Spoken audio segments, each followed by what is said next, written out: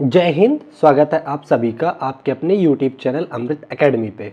आज की इस वीडियो में हम लोग अपना नेक्स्ट सीटेट यानी कि जो जुलाई में आने वाला है आपका सीटेट जुलाई 2025 में उसके एग्ज़ाम पैटर्न्स, सिलेबस और अन्य महत्वपूर्ण चीज़ों पे चर्चा करने वाले हैं। ठीक है, ये वीडियो जितने भी नए एस्पिरेंट्स हैं उनके लिए भी कारगर है और जो लोग रिपीट कर रहे हैं, दोबारा से सीटेट देंगे, उन सभी के लिए काफ़ी महत्वपूर्ण होगा। तो वीडियो को लास्ट तक देखना, एक एक चीज़ को मैं क्लियर कर दूंगा। इसके बाद आप लोगों को इस टॉपिक से लेकर के कोई कन्फ्यूज़न नहीं होने वाला है। ठीक है ना। देखिए, अगर मैं बात करता हूँ सीटेट की, तो सीटेट जो होता है ये सेंट्रल टीचर एलिजिबिलिटी टेस्ट होता है, ये पूरा इसका नाम होता है। ठीक है, ये कंडक्ट करता है सीबीएसई द्वारा, ये कंडक्ट कराया जाता है सेंट्रल बोर्ड द्वारा। ठीक है ना। अगर हम बात करते हैं इसके एग्जाम्स पैटर्न की, ठीक है ना, तो जो सीटेट का एग्जाम होता है अभी तक एक बार केवल और केवल ऑनलाइन हुआ है, बाकी ये ऑफलाइन मोड में होता है, पेन पेपर बेस्ड पेपर होता है आपका। ठीक है ना, यहाँ तक आपको समझ आ गया। अच्छा, अगर हम बात करते हैं इसके एग्जाम फीस की, तो इसकी जो एग्जाम फीस होती है, एक सब्जेक्ट अगर आप एक पेपर के लिए अप्लाई करते हैं तो आपको 1000 रुपये देना पड़ता है। अगर आप पेपर 1 और पेपर 2 दोनों के लिए अप्लाई करते हैं तो आपको 1200 रुपये देने पड़ते हैं। ठीक है ना।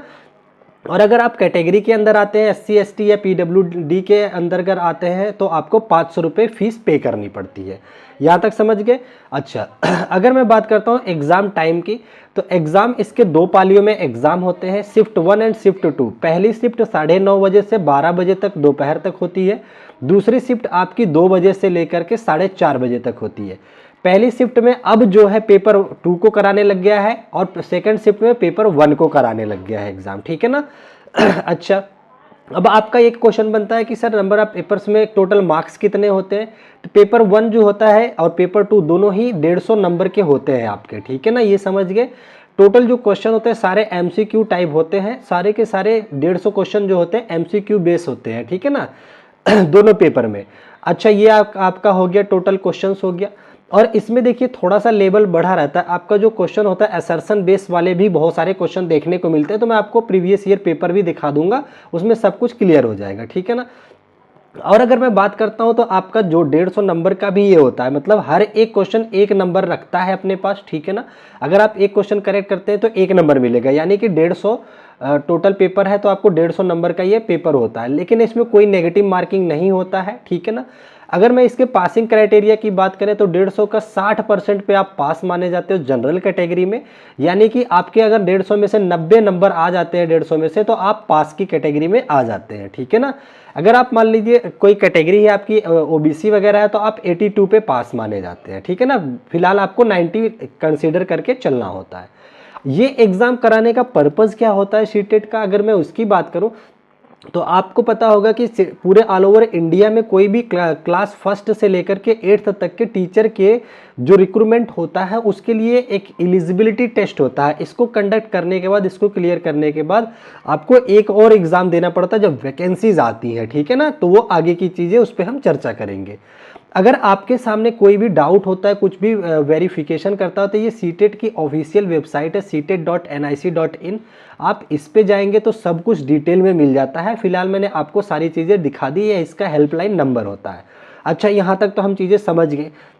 अब हम बात कर लेते हैं कि इसमें इसका सिलेबस क्या होता है और क्या इसका सिलेबस अब चेंज होगा। तो देखिए, अगर मैं इसके सिलेबस की बात करता हूं आपके सामने, तो जो सब्जेक्ट होते हैं तो आपको लगभग यहाँ पे 5 सब्जेक्ट देखने को मिलते हैं। ठीक है ना। पहला जो आपका सब्जेक्ट आता है, ये पेपर 1 और पेपर 2 दोनों के लिए यहाँ पे है। ठीक है ना। अगर मैं बात करता हूँ पेपर 1 में, जो पहला सब्जेक्ट आपका होता है CDP के नाम से जाना जाता है, चाइल्ड डेवलपमेंट एंड पेडागोजी के नाम से। ठीक है ना। और इसमें आपको 2 लैंग्वेज चुननी होती है, एक आपकी लैंग्वेज हिंदी हो जाती है, दूसरी आपकी 22 भाषाओं में से कोई एक भाषा आपकी चुननी पड़ती है। ठीक है, ये पेपर 1 की बात कर रहा हूं मैं। ठीक है, साथ ही साथ आपको मैथमेटिक्स का एक क्वेश्चन, मतलब एक खंड देखने को मिलेगा और इन्वायरमेंट का एक सब्जेक्ट होता है। ठीक है, तो इस तरीके से आपके 5 सब्जेक्ट पेपर 1 में आते हैं। और सेम पैटर्न पे पेपर 2 में भी होता है, आपका 30 क्वेश्चन CDP से देखने को मिलता है। और उसके बाद आपका लैंग्वेज 1 और लैंग्वेज 2 सेम उसी तरीके से, एक हिंदी ले लीजिएगा, एक आप इंग्लिश या कोई अदर 22 भाषा में से कोई सब्जेक्ट लैंग्वेज ले सकते हैं। ठीक है ना। अभी यहाँ पे आ जाता है, अगर आप मान लीजिए साइंस बैकग्राउंड के हैं, ठीक है ना, आपने साइंस बैकग्राउंड से मतलब कि आपकी ग्रेजुएशन में बीएससी है या बीटेक है या कोई भी साइंस बैकग्राउंड का आपका अगर है, तो आपको आपके सब्जेक्ट लेने पड़ते हैं। सब्जेक्ट में आप मैथ एंड साइंस को चुनते हैं, ठीक है ना। अगर मान लीजिए आप बीए वगैरह किए हुए हैं तो आप सब्जेक्ट में आप सोशल स्टडीज़ के सब्जेक्ट ले लेते हैं, तो ये 2 खंड में बट जाता है। तो ये 60 नंबर का ये कंप्लीट आता है आपका, 30 नंबर की पेडागॉजी आती है, 90 हो गया। अब उसके बाद 60 या 30 नंबर का आपका 30 नंबर की लैंग्वेजेस होती हैं, तो टोटल 150 नंबर बन गए, ठीक है ना। तो ये आप समझ गए, इस तरीके से आपको पता चल गया। अच्छा, अब अगर मैं इसमें बात करता हूँ, ये सिलेबस आपको समझ गया। देखिए इसके अंदर के जो सिलेबस है उसको डिटेल में हम लोग आगे फर्दर बात करेंगे। यहाँ इस वीडियो में एक ओवरव्यू देना है, कुछ नए बच्चे भी जुड़ेंगे जिनको था कि ये क्या होता है, इसमें कैसे कैसे पेपर्स आते हैं, तो ये बातें हमें आपसे करनी थी, ठीक है ना। तो आपको पता है, एक बार फिर से बता देता हूँ, सीडीपी के 30 क्वेश्चन, लैंग्वेज 1 से 30 क्वेश्चन 60, लैंग्वेज 2 से 30 क्वेश्चन 90, और मैथ और साइंस से 60 क्वेश्चन, मतलब 30-30, तो 9 6 15 150 क्वेश्चन हो गए आपके 150 नंबर के, ठीक है।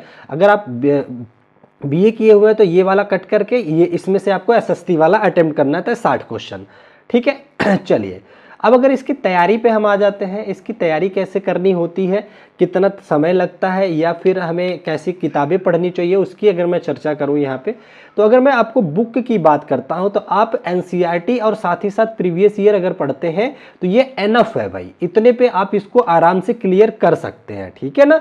अच्छा, मैं पेपर 2 के लिए आप लोगों को मैथ और साइंस प्रॉपर वे में पढ़ाता हूं, तो मैं एक बार आप लोगों को बुक्स बता देता हूं पेपर 2 के लिए। अगर आप मैथ साइंस की प्रिपरेशन कर रहे हैं, अगर आप मैथ की प्रिपरेशन कर रहे हैं तो मैथ की अगर बुक की बात करें तो आप आर.एस. अग्रवाल की एक क्लास 10th तक स्टैंडर्ड की बुक आती है, उसको फॉलो कर सकते हैं। आर.एस. अग्रवाल बुक काफ़ी अच्छी होती है, ठीक है ना। अगर आप ये बुक चाहें तो करा सकते हैं। दूसरा क्या है, एनसीईआरटी बुक, एनसीईआरटी या सॉरी साइंस बुक, अगर हम कहें साइंस की कौन सी किताब अच्छी होती है तो आप एनसीईआरटी ले सकते हैं, या आप लखमीर सिंह 9 to 10th के लिए एक लखमीर सिंह पढ़ सकते हैं, ठीक है ना। बेसिकली ये सिलेबस जो होता है पेपर 2 में क्लास 6 से लेकर 8th तक होता है, तो आपको एनसीईआरटी भी 6 से 8th तक पढ़नी पड़ती है। लेकिन अब प्रॉब्लम ये है कि अब सीटेट ने ना जो क्वेश्चन पूछता है, जैसे चैप्टर अगर वो 4 से ले लिया तो वो चैप्टर लेवल जो पूछेगा क्लास 10th तक का पूछता है, ठीक है ना। तो इसलिए हमें क्लास 10th लेवल तक का पढ़ना काफ़ी इंपॉर्टेंट हो जाता है। अगर आप चाहते हैं कि आप ये सब नहीं करना चाहते हैं तो ये सारी चीज़ें मैं अपने कोर्स में कराता हूँ, जो कि यूट्यूब पे कराता हूँ, बिल्कुल फ्री होता है, ठीक है ना।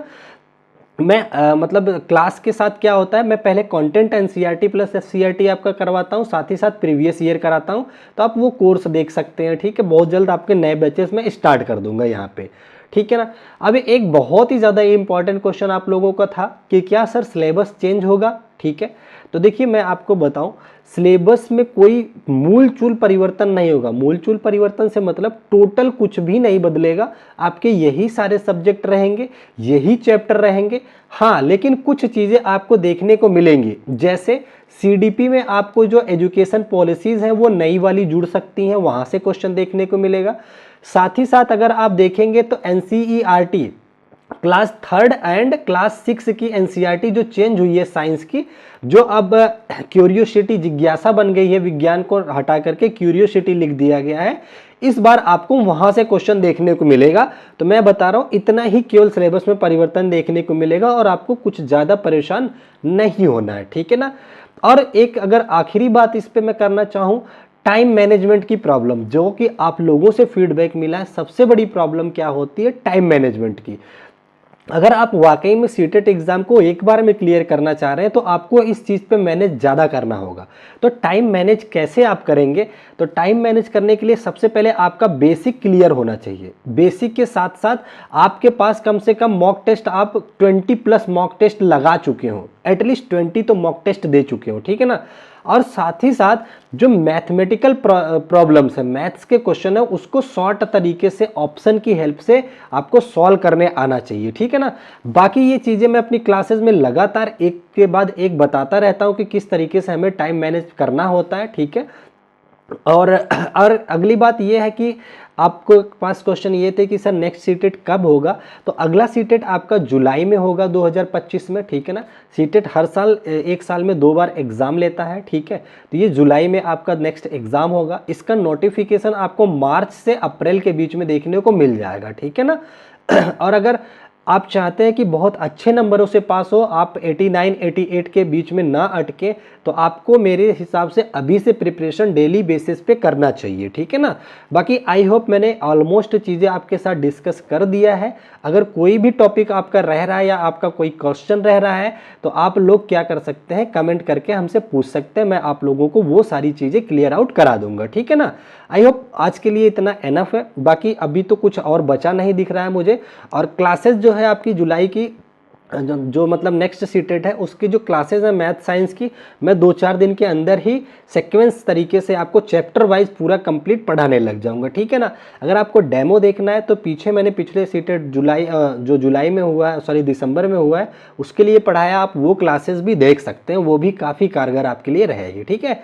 तो आज की वीडियो के लिए इतना ही, फिर मिलेंगे आप लोगों से नेक्स्ट वीडियो में। तब तक के लिए आप अपना ध्यान रखें, और कोई भी क्वेरी है तो कमेंट जरूर कीजिएगा। फिर मिलेंगे आप लोगों से नेक्स्ट वीडियो में। और चैनल को सब्सक्राइब करके रखना, बहुत फ़ायदा होने वाला है। इस पे हम लोग अदर टीचिंग एग्जाम्स की भी प्रिपरेशन करते हैं, ठीक है ना। तो चलिए bye bye, take care, thank you so much. जय हिंद, जय भारत।